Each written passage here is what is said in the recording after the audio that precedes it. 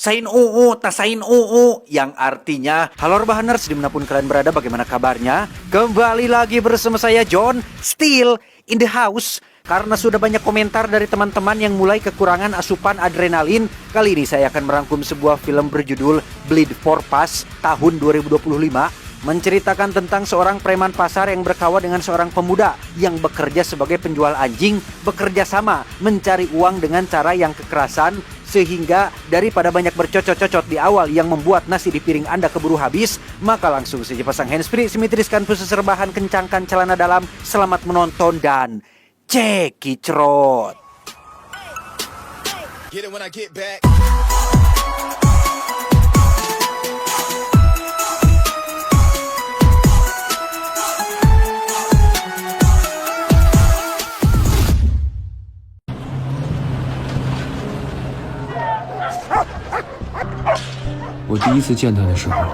Berlatar di kampung halamannya Stephen Chow, cerita diawali dengan memperkenalkan seorang anggota organisasi masyarakat bernama Gou yang kebetulan sedang membawa seekor anjing untuk ia jual. Dari sekian banyak penjual anjing yang ada di sana, Gou pun mendatangi seorang pemuda bernama Dong Jin yang baru 2 hari jualan di tempat ini, sehingga karena tidak tahu bahwa Gou adalah preman yang menguasai tempat ini, Dong Jin pun tampak sangat cuek dan kurang memberikan pelayanan yang baik.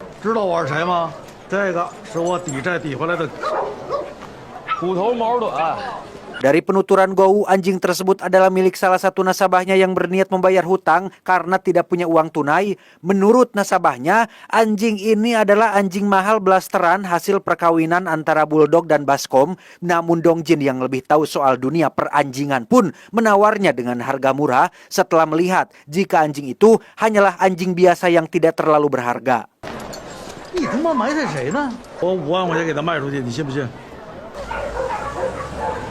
Penasaran siapa yang benar dan siapa yang salah, Gou pun membawa Dong Jin menemui langsung nasabahnya. Berlokasi di sebuah tempat hiburan, Gou pun menemui si nasabah yang ternyata masih muda untuk memastikan anjing jenis apa itu.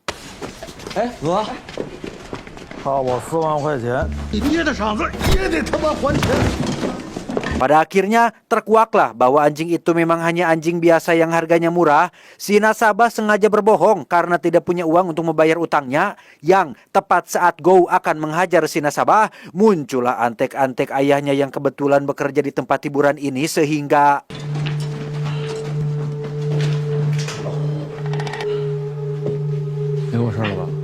merasa punya banyak pasukan, si nasabah pun jadi punya keberanian untuk menghampiri Dong Jin dan memaksanya untuk berkata sejujurnya. Namun karena anjing itu memang anjing murah yang tidak berharga, Dong Jin pun tetap pada pendiriannya sampai akhirnya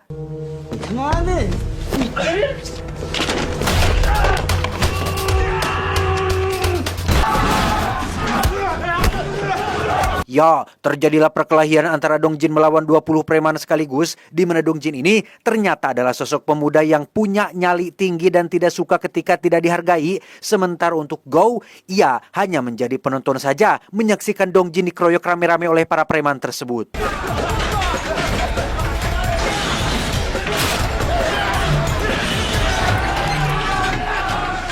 Melihat Dong Jin mulai terdesak, barulah Gou turun tangan dengan membogem sungut si nasabah dan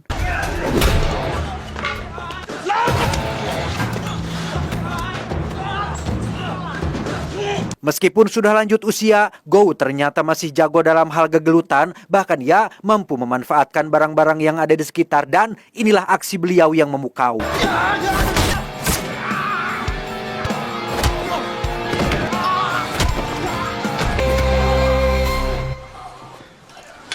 Sebanyak 20 preman pun tumbang oleh hanya Gou dan Dong Jin saja, yang ketika mereka sedang rehat dan mengira semuanya sudah selesai, ternyata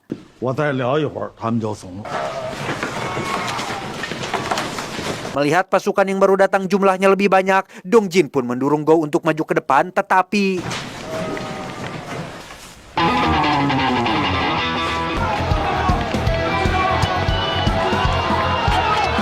disinilah mereka berdua sekarang duduk di puskesmas dengan kepala yang bocor dan diperban dan harus bayar biaya pengobatan. Yang karena Dong Jin tidak pegang uang, Gou pun harus merogoh kocek sendiri dengan membayar biaya si Dong Jin sekalian.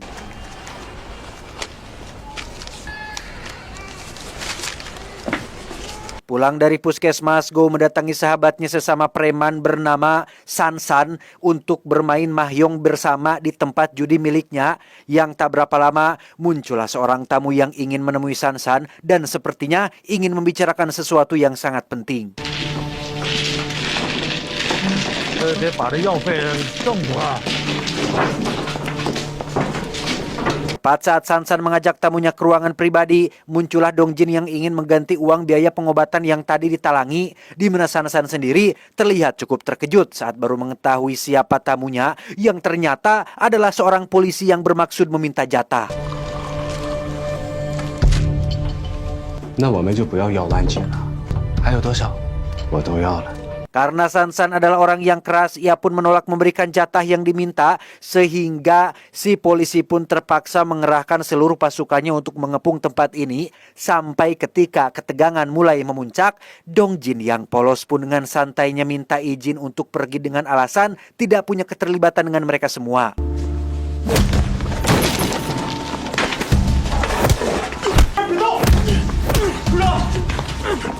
Dan ya, Dongjin akhirnya digelandang ke kantor polisi setelah nekat memukuli kapten polisi, sehingga rencana penggeledahan pun akhirnya dibatalkan karena si kapten sudah kepalang kesal dengan kelakuan si Dongjin ini.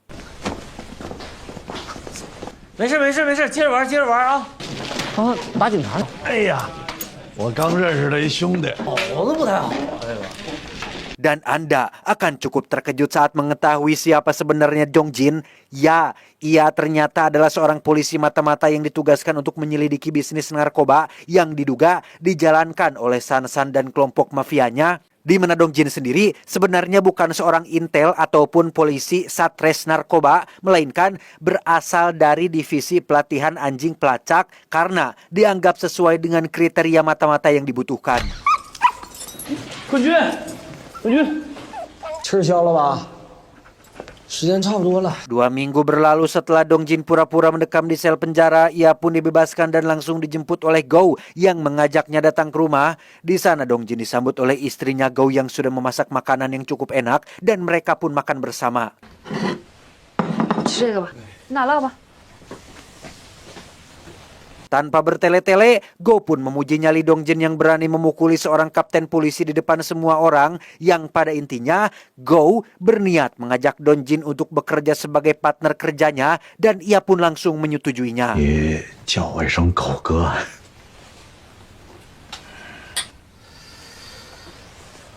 Pekerjaan pertama Dongjin adalah menemani Go menagih utang kepada para nasabah Bank Emok. Awalnya Go percaya diri dengan menendang pintu masuk, tetapi 我的钱还不上是吧？我上个厕所。哎呦！ lagi-lagi mereka berakhir di puskesmas dengan kepala diperban, di mana kali ini Dongjin lah yang harus membayar biaya pengobatan karena Go sudah kehabisan uang. 动一根手指头。 Suatu hari Go dan Dongjin pun menghadiri upacara pemakaman sang ketua umum ormas yang mati dibunuh oleh orang tak dikenal, di mana Go menunjukkan kesedihannya dengan menangis di depan anak tunggal sang ketua yang bernama Liu. Ini benguknya yang sudah Go anggap sebagai keponakannya sendiri. 交给我们后边。哎呀！您先歇着。哎呀！哎呀！哎呀！ Go pun menjelaskan bahwa organisasi mereka ini terbagi menjadi 2 kelompok. Ada kelompoknya si Sansan, si pemilik tempat judi mahjong, dan satu lagi kelompoknya Paman Long yang mengurusi usaha-usaha kelas menengah ke atas, di mana Go sendiri mendapat tempat di kubunya si Sansan karena mereka masih termasuk dalam jajaran para krocok-krocok.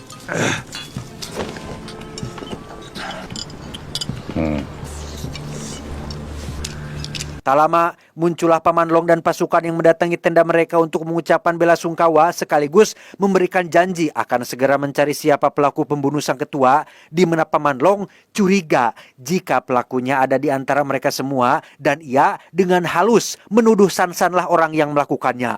很蹊跷，是吧，三儿？别嘚瑟行吗？老三儿。 Malamnya Go pun berbicara empat mata dengan Sansan membahas tentang kejadian tadi siang terkait Paman Long yang sudah menuduh Sansanlah pelaku pembunuh sang ketua. San dengan tegas mengatakan jika ia sama sekali tidak ada hubungannya dengan kematian sang ketua, sampai akhirnya muncullah pasukan Paman Long yang bermaksud melakukan penyerangan dan inilah yang terjadi. 哎呀，这是啊！进来咱们唠唠，干着！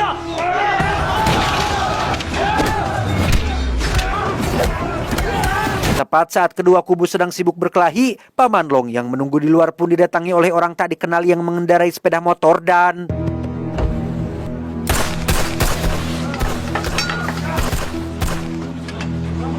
Ya, Paman Long tewas ditembak oleh orang tak dikenal yang pastinya adalah orang yang sama yang sudah membunuh sang ketua. Sehingga setelah dipastikan bahwa San tidak ada hubungannya dengan masalah ini, para pasukan pun akhirnya bubar sendiri dan ketegangan pun berakhir saat itu juga.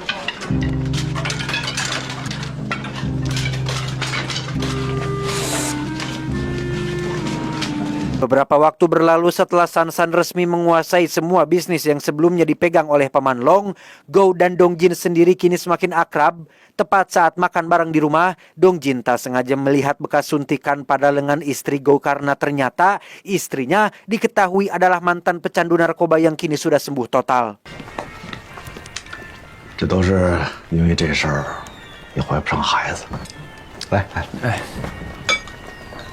Selepas dari rumah Go, Dongjin pun diam-diam menemui kapten polisi untuk membahas terkait perkembangan penyelidikannya. Pada intinya, tujuan dari misi penyamaran ini adalah untuk membongkar dugaan adanya bisnis narkoba yang dilakukan oleh kelompok tersebut.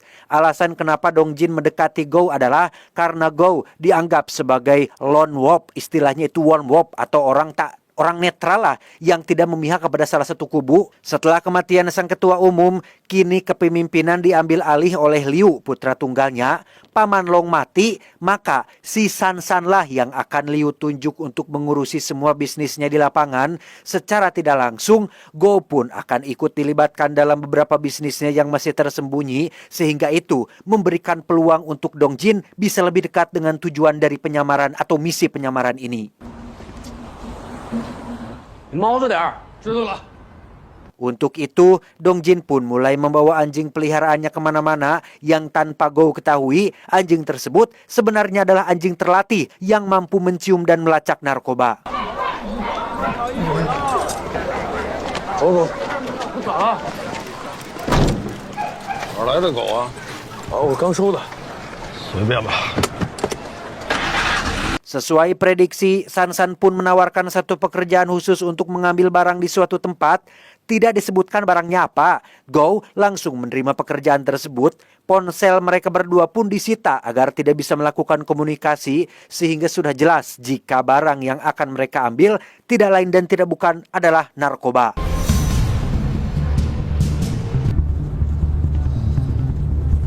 Karena ponselnya disita, Dongjin pun mulai memutar otak untuk bagaimana caranya ia bisa menghubungi si kapten polisi. Sempat pura-pura izin berhenti sebentar untuk kencing, Go menyuruh Dongjin untuk kiih di dalam botol saja. Bukan apa-apa, Go hanya khawatir San sudah mengirim orang untuk mengikuti mereka dari belakang. Dan agar San tidak curiga mereka macam-macam, maka mereka tidak boleh menghentikan mobilnya.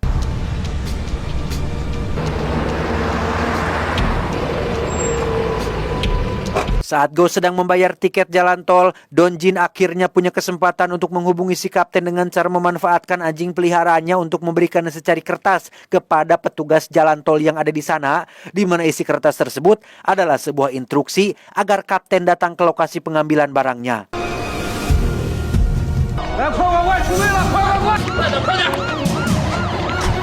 Kembali ke Dongjin dan Go yang sudah tiba di lokasi pengambilan barang, terdapat banyak sekali dus-dus berisi barang yang entah apa isinya. Untuk memastikan lebih lanjut, Dongjin pun diam-diam mulai mengerahkan anjing pelacaknya yang tepat saat kapten dan pasukan sudah bersiap melakukan penyergapan.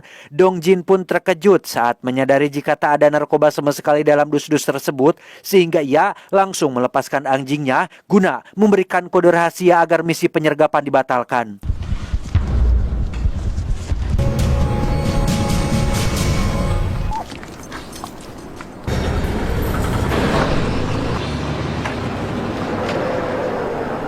Sekembalinya mereka berdua ke markas, San pun membuka salah satu dus yang isinya ternyata hanya bungkus deterjen.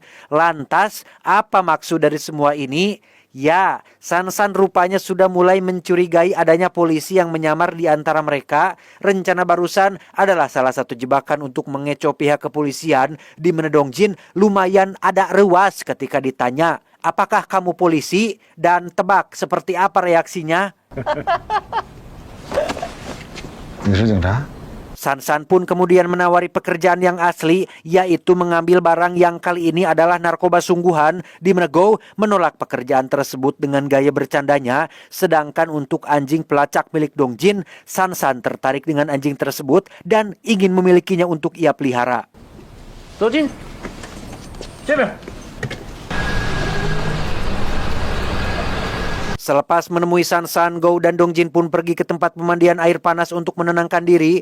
Di situ Go bercerita jujur tentang alasan kenapa ia menolak tawaran pekerjaan dari San, bahwa dulu istrinya sempat kecanduan narkoba dan untuk bisa lepas dari itu bukan perkara yang mudah, perlu kesabaran dan waktu yang sangat lama, sehingga ketika ada tawaran pekerjaan yang berkaitan dengan barang haram, Go langsung menolaknya, bukan karena nggak butuh duit, tapi resiko yang harus dihadapi sangat besar dan ia tidak ingin terlibat dalam masalah seperti itu.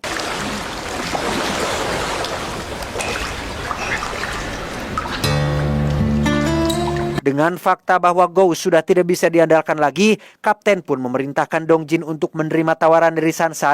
Berbekal mikrofon kecil atau alat perekam kecil yang diberikan oleh si Kapten, Dongjin mau tidak mau harus melakukannya demi untuk kesuksesan misi penyamarannya.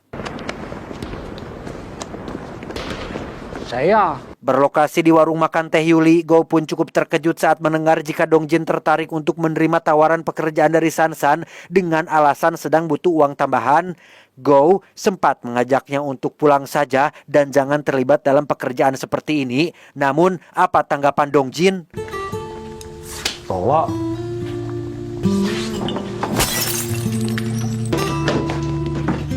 Ya, Dongjin terpaksa memukul kepala Go dengan botol supaya ia tidak mengganggu jalannya rencana. Dongjin sebenarnya tak tega melakukan hal itu, tetapi demi mendapat kepercayaan dari San, ia tidak punya pilihan lain selain melakukannya.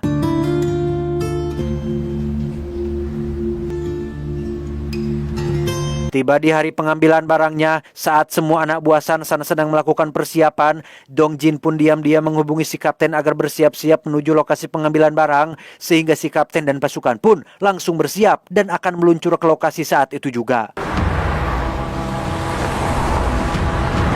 Bertempat di bawah jembatan layang, Dongjin dan anak buah San pun mendapat pesan dari si penjual untuk menggali tanah di salah satu tiang di jembatan dengan nomor tertentu. Sementara untuk si Kapten, ia terlihat sudah bersiap di lokasi dan akan langsung melakukan penyergapan ketika barang buktinya sudah di depan mata.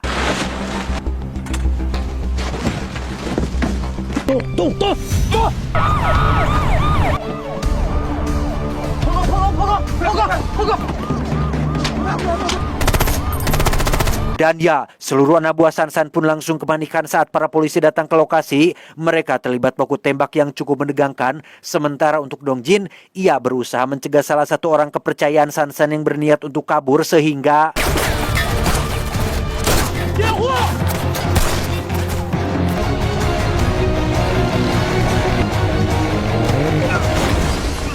Secara tak sengaja, orangnya San pun mendapati Dongjin membawa alat pelacak di dalam jaketnya, sehingga karena sudah kepalang ketahuan, Dongjin tidak punya pilihan lain selain harus melumpuhkannya dan...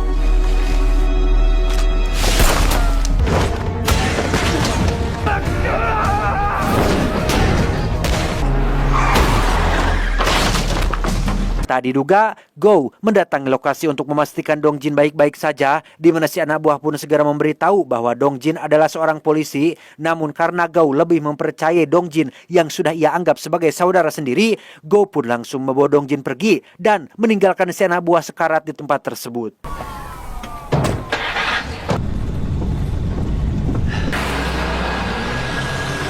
Go pun membawa Dongjin ke rumahnya untuk diceramahi terkait peringatan yang sebelumnya sudah ia katakan. Ia pun berkata, tuh kan apa gue bilang, berbeda dengan Dongjin yang hanya mementingkan misi penyamarannya. Go rupanya sudah menganggap hubungan mereka lebih dari sekedar rekan kerja. Saking pedulinya Go kepada Dongjin, ia pun memberikan sejumlah uang agar Dongjin pergi keluar kota dan memulai hidup baru yang jauh dari dunia gelap seperti ini.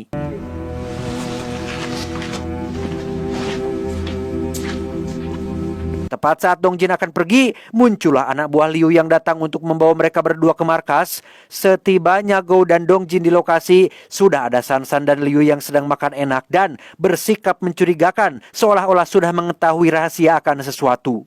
来口水，哎，尝尝，谢谢，尝。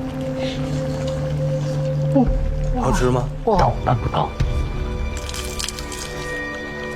Tanpa banyak ile, Sansan pun menunjukkan anjing peliharaan milik Dongjin yang dapat mendeteksi keberadaan narkoba. Sehingga dengan kata lain, penyamaran Dongjin pun sudah terbongkar gara-gara si anjing pelacak. Tak punya alasan lain untuk berbohong, Dongjin pun hanya terdiam ketika Sansan menembak anjing peliharaannya. Sementara untuk Go, ia masih tidak percaya jika Dongjin adalah seorang polisi. Go pun membawa Dongjin pergi sembari mengemis memohon agar nyawanya diampuni, tetapi... 你们让我叫唤我就叫唤，口出求你了。来， Ya, Sansan memberikan pistol kepada Go agar ia menembak kepala Dongjin. Namun, tebak apa yang ia lakukan? 别了，回去。 Ya, Go pun menembak Sansan dan menyandera Liu agar bisa pergi dari tempat ini. Saking nyahnya ia kepada Dongjin, Go sampai berbuat nekat seperti ini dan mempertaruhkan nyawanya harus dirempug oleh puluhan pasukannya si Liu. Yang tepat saat Go melepaskan Liu di lokasi tangga, tiba-tiba... 有问题，我一直想问你。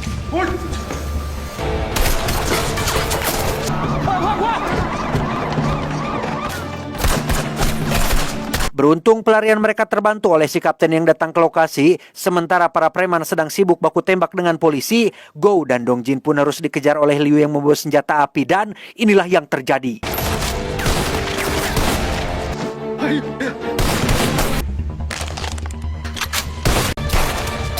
Sementara Go sedang sibuk menghadapi Liu, Dongjin sendiri harus menghadapi ajudan Liu yang cukup tangguh, di mana si ajudan berhasil mencekik Liu menggunakan kabel sampai akhirnya...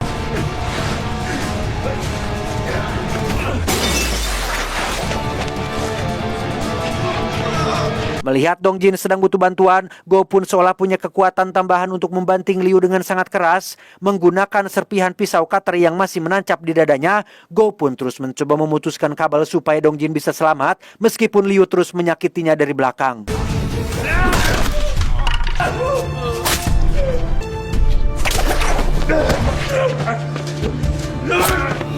Dan ya, Go berhasil membuat Liu tumbang menggunakan benda tajam yang ia tancapkan pada dadanya. Namun saat mereka berdua akan pergi, Liu tiba-tiba saja bangkit dan berhasil melepaskan satu tembakan sehingga...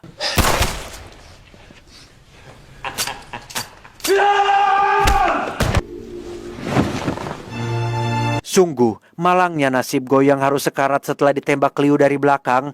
Setelah semua yang Dongjin lalui, ia akhirnya sadar bahwa Go bukanlah orang yang jahat. Yang jahat itu jelas adalah si Liu dan si Sansan. Go hanyalah pria paruh baya biasa yang hanya mencari nafkah untuk istrinya. Ia sama sekali tidak terlibat dalam bisnis narkoba ini dan hanya menjadi korban dari misi yang sedang Dongjin jalani.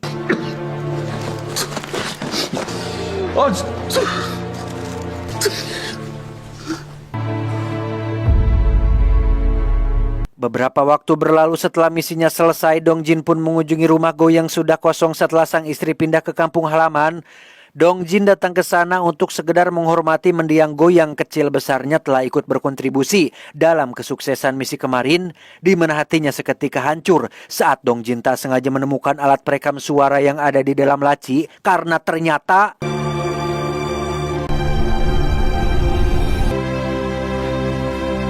Ya, ternyata di malam saat mereka berdua dijemput oleh anak buahnya si Liu, Dongjin tak sadar telah menjatuhkan alat perekam yang membuat Go akhirnya mengetahui penyamarannya si Dongjin. Lantas, apa alasan Go masih mau membela Dongjin sampai segitunya?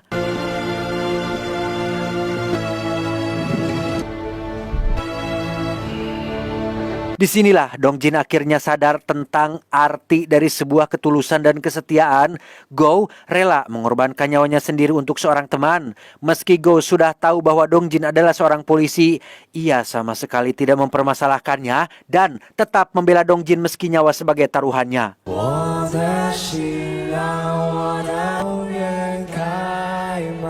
Tamat, ending yang cukup mengenaskan. Kasihan ya memang Go, sudah mah ditipu, diburu, dimanfaatin, masih aja mau ngebela si tangkurak Dongjin. Kadang hidup memang seperti itu, Bray. Anjir, kita udah berkorban untuk seseorang, orang tersebut malah gak peduli, bahkan lebih mementingkan kepentingan pribadinya sendiri. Pesan yang bisa kita ambil dari sosok Go adalah, ketika hasil kerja tidak dihargai, maka saat itu sedang belajar ketulusan. Ketika semua usaha tidak dianggap, maka saat itu sedang belajar keikhlasan. Ketika harus lelah dan kecewa, maka saat itu sedang belajar kesungguhan. Ingat, ketulusan dari hati akan sampai ke hati tanpa perlu mulut untuk menyampaikan. Saya John mewakili jajaran direksi yang bertugas mengucapkan terima kasih dan sampai jumpa di video selanjutnya. Adios, motor bodong cucu Firaun. Cuau, cuau, cuau.